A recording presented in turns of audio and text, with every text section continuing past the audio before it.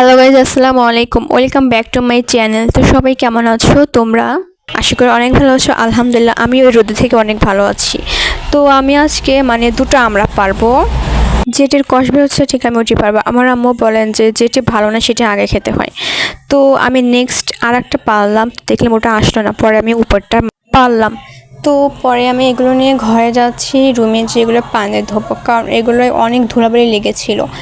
তো আমি এবার পানিতে ধোবো। ফার্স্টে এই আমড়াটি ধোবো, তারপর নেক্সট আরেকটি ধোবো। তো এটা ধোয়া শেষ হলে আমি আমড়াটি আবার পড়ে গেল, পরে আমি তুললাম। এবার আমি চাকুতে কাটছি। তো কাটার পরে আমি এবার তোমাদেরকে দেখাচ্ছি পানি দিয়ে সুন্দর করে ধুলাম।